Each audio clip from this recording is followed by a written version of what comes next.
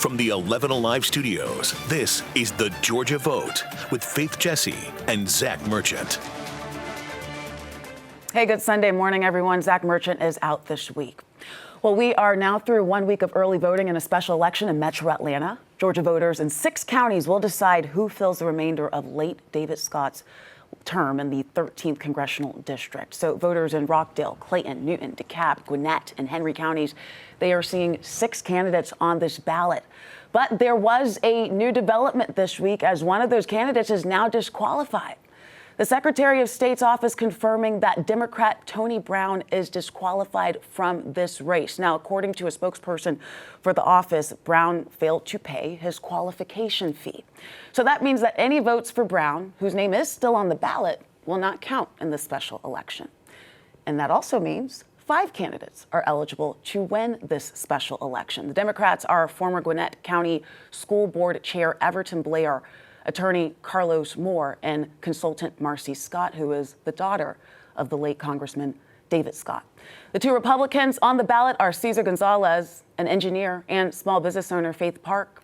There is no primary here, so the winner of this election on July 28th, they will go on to serve in Congress through early January, which is the remainder of David Scott's term. We will hear from these candidates in the next few weeks here on the Georgia Vote, including one of them coming up in about 10 minutes. You don't want to miss it.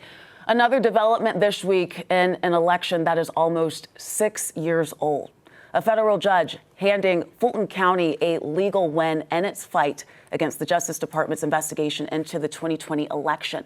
The judge here blocking the federal government from getting the personal information of thousands of election workers, saying that this request just went too far. Take a look here. You'll remember this. This is video from January when the FBI raided Fulton County's election warehouse, removing hundreds of boxes and 2020 ballots and records, making national headlines. Now a different federal judge says that the Justice Department cannot force the county to hand over the names, home addresses, emails, and phone numbers of the people who helped to run that election. Well, in part of a 28-page order, U.S. District Judge William Ray wrote, "Given the low need for the subpoenaed information and the highly burdensome nature of the disclosure of the same, the subpoena is unreasonable and must be quashed." President Donald Trump appointed Ray to the bench in 2018. The Justice Department says it's considering its options here. Now, Charlie Bailey, the chairman of the Democratic Party of Georgia, he joined me earlier this week on 11 Alive to share his thoughts on this decision. It is a win for the people of Georgia and democracy that regular folks out there trying to live their lives and get through these high prices the Republicans, both in the state and federal Georgia and the federal government, have brought. They don't need their tax dollars being used to assuage one man's ego. They need public servants like Keisha Lance Bottoms, Democratic nominee for governor, that is focused on lowering their prices, expanding Medicaid, keeping our streets safe. And through a spokesperson, the Republican nominee for Georgia Governor Rick Jackson declined to comment on this case. This ruling does not end the broader federal investigation. Fulton County's attorney says Tuesday's ruling confirms what the county argued for months, that the Justice Department's request for thousands of election workers' personal information went too far. All right, let's talk about a more recent election. This was the scene 2 weeks ago when the Georgia Secretary of State's office began a risk-limiting audit of the June primary runoff election. Officials rolled dice to see which ballots would be counted in order to verify the results of this runoff. The Secretary of State's office says that they reviewed more than 400 batches of ballots, which confirmed a 99.99% alignment with the machine count. The office also says it conducted a ballot image audit, reviewing more than 1 million ballot images. Secretary of State Brad Raffensperger says that his office only found 23 discrepancies, all in ballots marked by hand. The secretary says no ballots that used ballot marking devices showed discrepancies. Well, a growing concern in communities in Georgia and across the country is the construction of data centers. It's even become an issue in national and state politics. And we actually saw this for ourselves this past week in Marietta as families continue to push back against plans for a data center near their neighborhoods. So the data center in question here, under construction on Bells Ferry Road, and neighbors who live there have made it clear, some of them, they are against this data center. Wednesday night, in front of a full house, developers, they took questions from citizens and council members who voiced their concerns about power, water, and people's health. Council members ultimately deciding to pump the brakes here because of unanswered questions. Everybody who's clapping, don't take that to mean that I am against this. What I'm saying is I have questions. I would like to talk to the engineer. I would like to hear from the engineer. I mean, I understand you're agreeing to everything that we want, but I'd like to hear from the sound engineer to make sure that everything that I think we need makes sense, because I'm not a scientist. So ultimately, council members deciding to table this data center discussion until August. That is when developers are expected to come back before the council.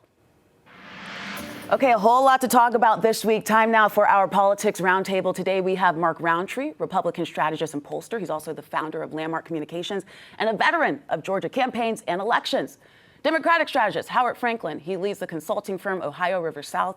He's worked on campaigns throughout the Southeast, including the 2021 campaign for Atlanta Mayor Andre Dickens. And Shannon McCaffrey, the managing editor for politics and business at the Atlanta Journal-Constitution. She is a veteran political reporter. I want to start with this topic of data centers that we just heard about, the politics of it. Mark, I want to come to you because some of these rural areas, Trump-supported areas, they don't want them, but the developers say it can make a lot of money for the state. Yes, and they are turning obviously into quite potent political issues. It will be interesting to see if you will have, a lot of these rural areas are Republican and they're older. It'll be interesting to see if the leadership of those counties that are supporting the data center in some cases are also going to be possibly kicked out of power in a general election. Would Republican voters kick a Republican elected official out in favor of a Democrat over data centers? And that's what we're going to look at this November. Yeah, I think that there are a number of metro Atlanta counties that are taking much more aggressive stances toward regulating and putting together regulatory regimes for data centers and, insisting upon community benefit agreements, et cetera, that I do think there's probably a pretty clear line and a divide between kind of how Democrats in elected local positions and maybe conservatives are attacking this. I think who knows how this is going to shake out. What we all know is that this issue is not going away anytime soon. It's been the topic du jour for at least the last year, and the way that we're using compute and we're using AI, it's going to continue to be an issue going forward. And it's weird how it's also an issue that it can be federal, it can be local, yes. It can be state. So it's really cantankerous on all three levels of government, and it's amazing any of these things can get built right now with all of the controversy. Well, Shannon, let me bring you in on that. I was going to weigh in and say, so the AJC polled earlier this year, and we asked a question on data centers. And let me just say that in our poll, Republicans and Democrats agreed on virtually nothing. But they did agree that neither of them like data centers in their own backyard. It was one of the few issues where we saw bipartisan agreement in that poll. That's the question. Everybody uses AI. They want to use the internet, but where do you put them? Shannon, I want to ask, just kind of pivoting off of that into the overall landscape of where we are right now. Less than 4 months to go before the midterms. It's summertime.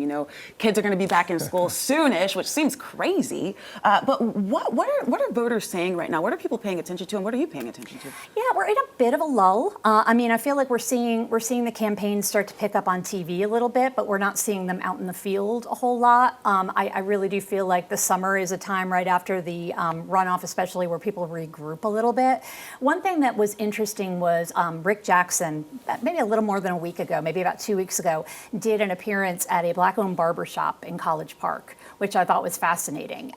He really does seem like he's starting to attempt a little bit of the pivot that we always see folks do after especially a hotly contested primary or runoff, where he's moving a little bit into an area where he's going after more independent voters. And he said from the beginning that he didn't want to just appeal to white Republican voters. So I guess we're going to see if, in fact, that is successful and how much time and energy and money he expends. Potentially going after those voters who voted for President Trump in the 2024 election. Howard, Mark, you guys want to weigh in on that? Definitely. There was a major event that happened in political world this week that has gotten no coverage, but it was the release of the financial disclosures showing the financial strength of the candidates. And you have seen no coverage of this for all intents and purposes. And it's really quite striking how poorly Keisha Lance Bottoms is doing in this regard. She only has $430,000 in the bank, and there are state legislative candidates with more money in the bank than that. She has less money in the bank than some of the other people on the ballot on the Democratic side. And in many cases, it's a 10-to-1 margin of Republican financial strength versus Democrat financial strength. In the insurance commissioner's race, the insurance commissioner, King, has more than $500,000 raised, and it's $1,000 for his opponent. So it's really quite striking how straight out of the gate, she has had, the governor candidate, Keisha Lance Bottoms, Democrat, has had since May 19th, 20th, you could say, to raise money, and has only raised $430,000. Yeah, that is unfocused. I'll weigh in there. I think, so much to say about that. Obviously, we expect Rick Jackson to spend an ungodly amount of money to win this campaign. And it's very interesting. I pick up where Mark left off. You've got a very similar dynamic in the Senate race, where you've got a very focused Jon Ossoff, who is the incumbent senator, who has raised a tremendous amount of money for years now, not even just in this last electoral cycle. He has consolidated Democratic power and really just agency. And a lot of folks are very excited about his candidacy. And the question is really, will there be crossover? You've got a gubernatorial candidate on the Republican side who's going to have a massive financial advantage. You've got a senatorial candidate on the Democratic side who's going to have a massive financial advantage. Most voters are going to go to the polls and not know who had the most money, but we'll see how many ads we see and how much campaign activity there is. But there will be some crossover. We saw Ossoff and Keisha Lance Bottoms campaign together right out of the gate after the May 19th primary. So I imagine they're running together as the expectation. We're running short on time for this segment. Mark, we'll let you get another word on the opposite end of this commercial break. Let's take a quick pause. Money talks, guys, and it gets us talking. We'll be right back. Hey, welcome back in. We talked about this at the top of the show.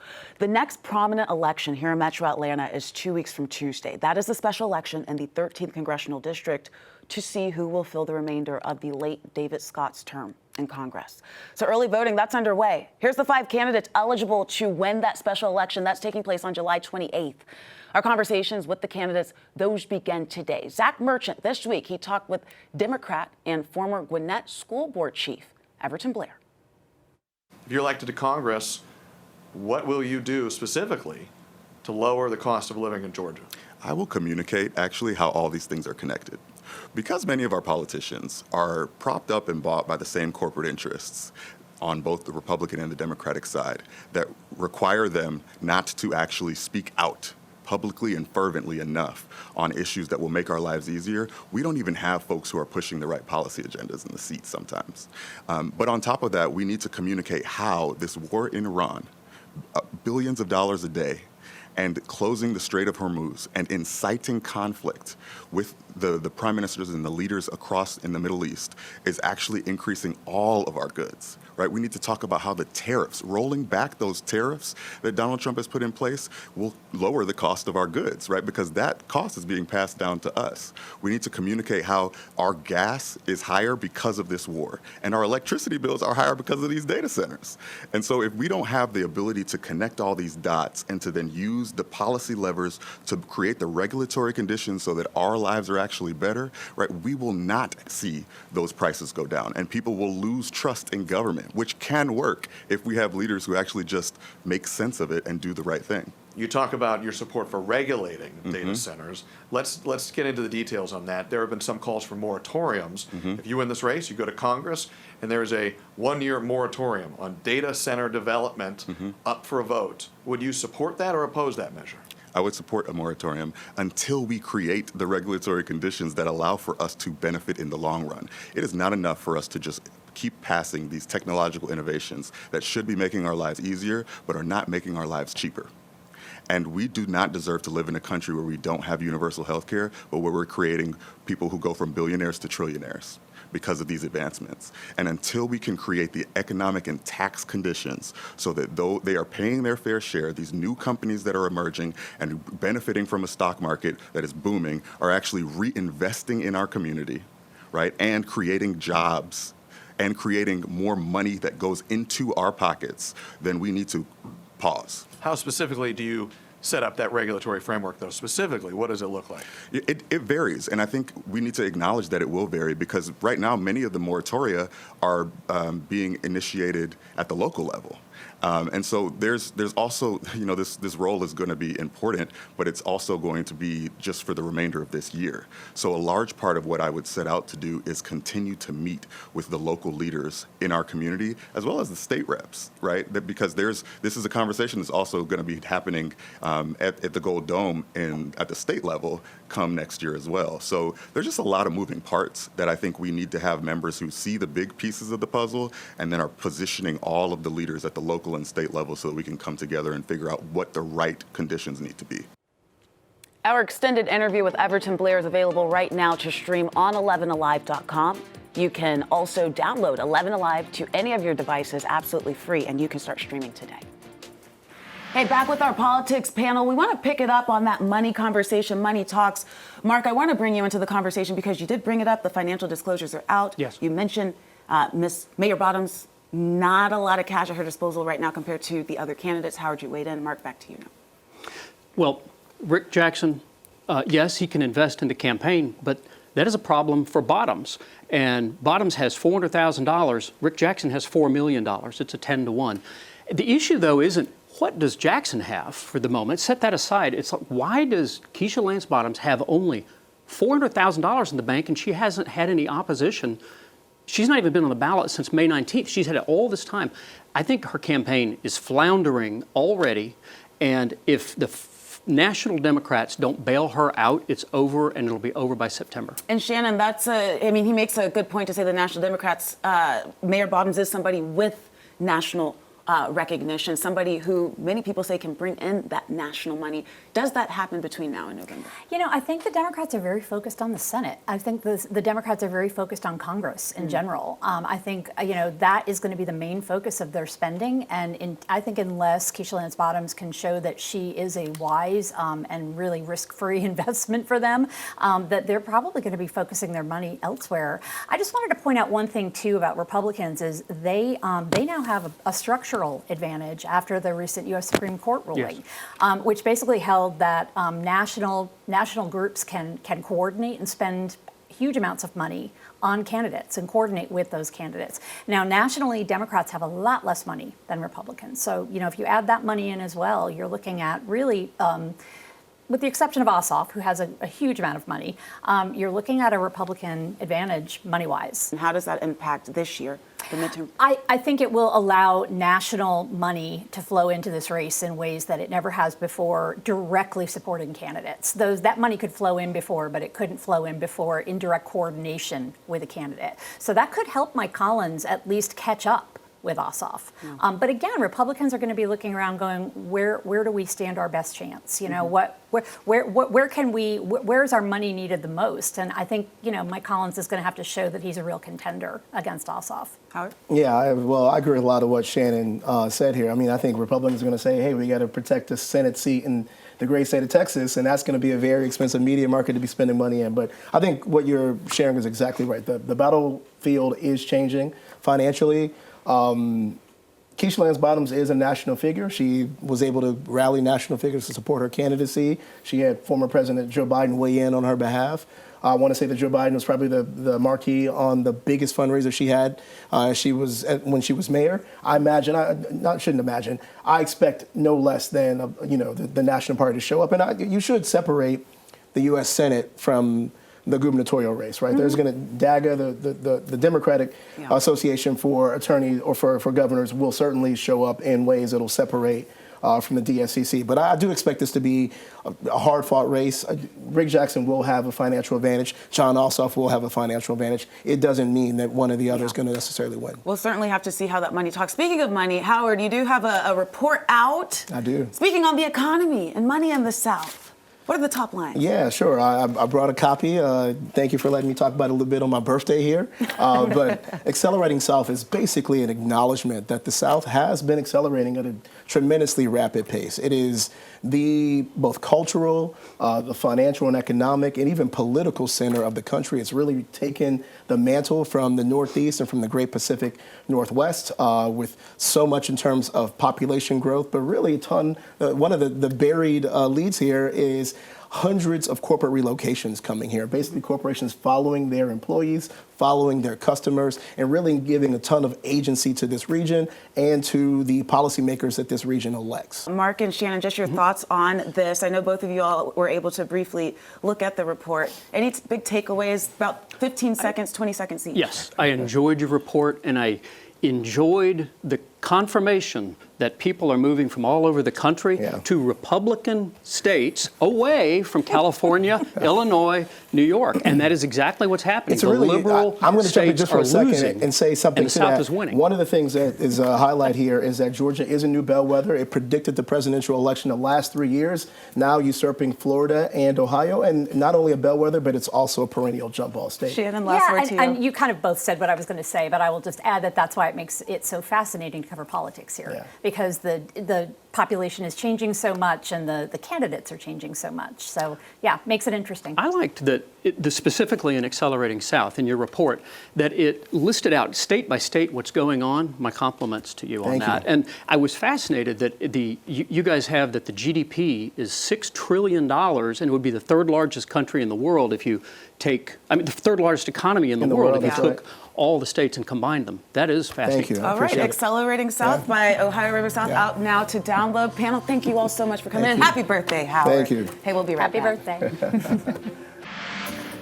Welcome back. Well, the congressional holiday break, that's almost finished. The Senate and House are expected to return to work tomorrow. Well, during the recent recess, Georgia Senator Raphael Warnock visited Columbus to talk with students about a bill that would allow certain young people to work in their fields while attending school. Well, the Democratic senator visited Columbus Technical College. Republican Senator Roger Marshall from Kansas sponsored the Pathways to Prosperity Act late last year. And what it does is it incentivizes business and technical colleges to work together to create high-wage career paths and scale apprenticeship programs for students.